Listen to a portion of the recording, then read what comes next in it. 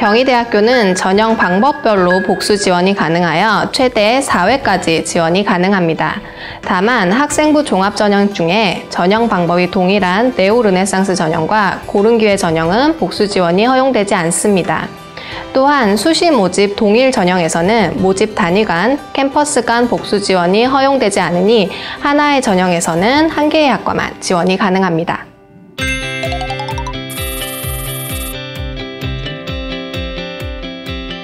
학생부 종합전형은 학생부 교과 영역과 비교과 활동을 종합적으로 평가하는 전형입니다. 정량적인 기준이 아니라 정성적인 판단에 따라서 평가하기에 교과 내신이 절대적으로 수치화되진 않습니다.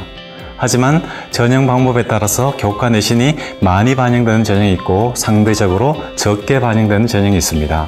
고교 연계 전형의 경우 교과 내신이 정량적으로 50% 반영되다 보니 합격하는 학생의 내신 등급이 1, 2등급대에 많이 분포되어 있는 반면에 네오르네상스 전형의 경우 합격자의 내신 등급의 폭이 상당히 넓게 나타나고 있습니다.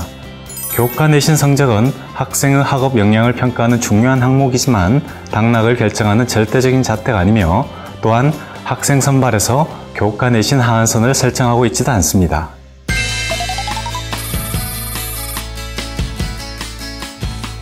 학생부 종합전형 서류평가에서 교과와 비교과 반영 비율은 정량적으로 정해져 있지는 않습니다. 서류평가의 평가 요소는 학업 역량, 전공 적합성, 인성, 발전 가능성 등 4가지로 구성되어 있는데 그중 학업 역량에서 교과 영역은 중요한 비중을 차지하고 전공 적합성과 발전 가능성에서도 교과 영역이 평가에 반영됩니다. 이런 점을 고려한다면 교과와 비교과는 학생부 종합전형 평가에서 비슷한 비중을 차지한다고 볼 수 있습니다.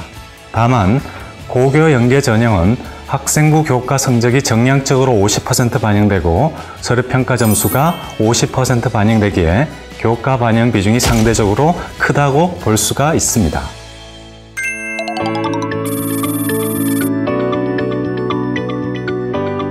전형 방법의 차이로 보면 네오르네상스 전형은 면접이 있는 다단계 전형으로 1단계에서는 서류평가 100%로 모집 인원의 3배수를 면접 대상자로 선발하고 2단계에서는 1단계 서류평가 70%와 면접평가 30%로 최종 합격자를 선발합니다. 고교 연계 전형은 일괄 합산 전형으로 면접이 없는 대신 학생부 교과가 50% 정량적으로 반영되고 정성평가, 서류평가 50%와 합산하여 최종 합격자를 선발합니다. 두 번째 전형별 특징을 보면 네오르네상스 전형은 학업 역량과 교내 활동을 균형 있게 수행한 학생들이 지원하기에 적합하며 고교 연계 전형은 학생부 교과가 정량적으로 반영되므로 비교적 합격자 내신 성적이 높은 특징이 있습니다. 고교 연계 전형은 네오르네상스 전형보다 경쟁률이 낮으며 충원율은 다소 높습니다.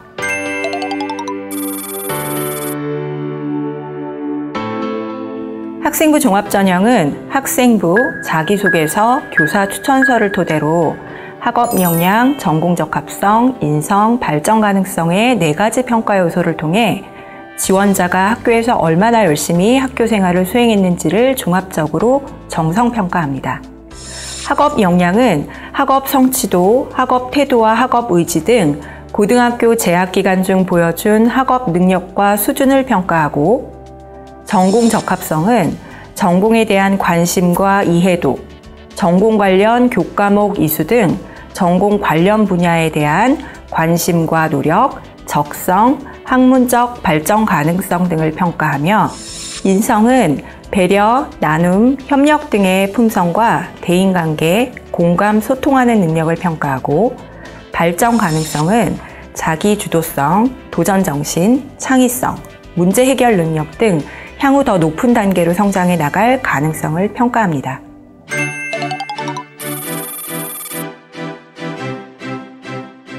학생부, 자기소개서, 교사추천서에 각각 개별적으로 점수를 부여하지는 않습니다. 자기소개서와 교사추천서는 학생부의 내용과 수험생을 제대로 이해하기 위한 자료로 활용하기에 주된 전형 자료는 학교 생활 기록부라고 할 수 있습니다.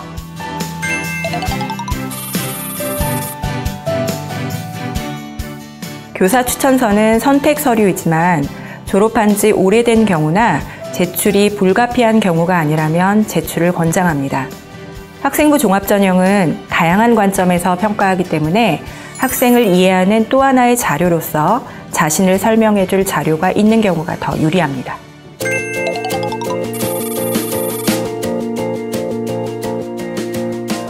학생부 종합전형은 지원자가 속한 문이과 등의 계열과 관계없이 계열별 교차 지원이 가능합니다. 다만 고려해야 할 사항이 두 가지 있는데요. 우선 학생부 교과 성적을 50% 정량적으로 반영하는 고교 연계 전형의 경우에는 본교, 학과별, 계열 분류에 따른 교과목 성적을 반영합니다. 즉, 지원자의 고교에서 속한 문이과 계열 등과 무관하게 본교, 인문계열에 포함된 학과에 지원하는 경우에는 국어, 영어, 수학, 사회 교과 성적이 반영되고 자연계열 및 의학계열에 포함된 학과에 지원하는 경우에는 국어, 영어, 수학, 그리고 과학교과 성적이 반영됩니다. 그리고 예체능 계열 학과의 경우 국어와 영어 교과 성적을 반영합니다. 두 번째는 서류평가와 관련한 고려사항인데요. 서류평가에서 학업 능력에 대한 종합적인 평가가 이루어지는데 본인이 지원하는 계열 분야에 대한 학업 능력이 뒤떨어지지 않는다는 점과 그리고 해당 전공에 대한 잠재력, 적합성을 보여줄 수 있어야 긍정적인 평가가 가능합니다. 이 점을 염두에 두시고 대비하면 좋겠습니다.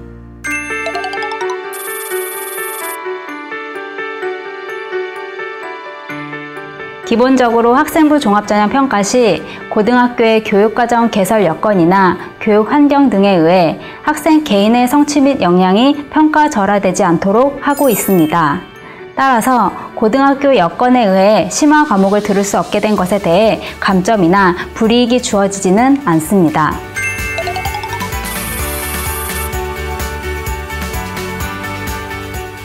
질문에 제시된 바와 같이 물리학과를 지원했는데 고교 여건상 물리2를 이수하지 못한 상황이라면 학생이 고교 교육과정 내에서 얼마나 많은 노력을 하고 성취를 이루었는지를 종합적으로 판단하게 됩니다.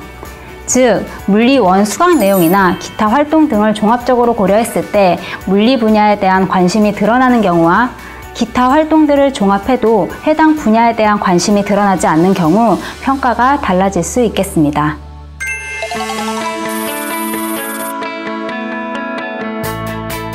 학생이 교내에서 본인이 지원하려는 전공 혹은 계열과 관련된 활동을 수행했다면 전공 적합성에서 긍정적인 평가를 받을 수 있습니다.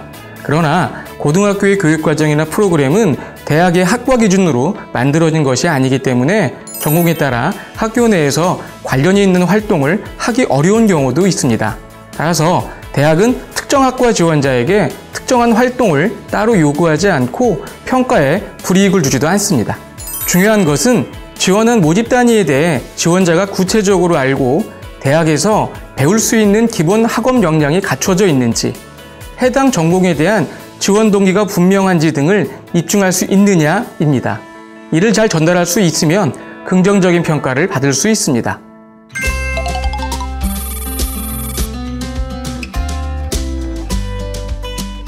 진로 희망사항이 변경되었거나 진로 희망과 관련이 없는 학과에 지원하였다는 사실만으로 불이익이 있는 것은 아닙니다.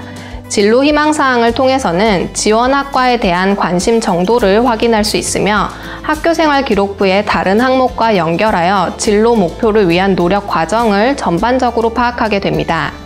중요한 것은 진로 희망사항이 변경되었다는 사실이 아니라 변경된 계기와 이를 위해 어떠한 준비를 했고 그 과정에서 어떠한 변화와 성장이 있었는지이며 이러한 상황을 입증할 객관적인 기록이 있는지가 관건입니다.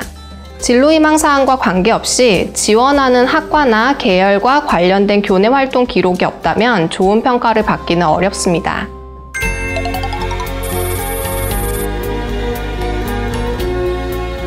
교내 수상 실적이 많고 높은 순위의 실적이 많다고 해서 평가에 반드시 유리한 것은 아닙니다. 평가 시 가장 중요하게 보는 것은 지원자의 관심 분야가 무엇이고 이를 위해 교내 활동에 얼마나 주도적으로 참여했는지 여부를 파악하는 것입니다. 이 부분이 교내 수상 실적의 유무, 개수, 순위 등보다 더욱 중요하게 고려된다고 할 수 있겠습니다.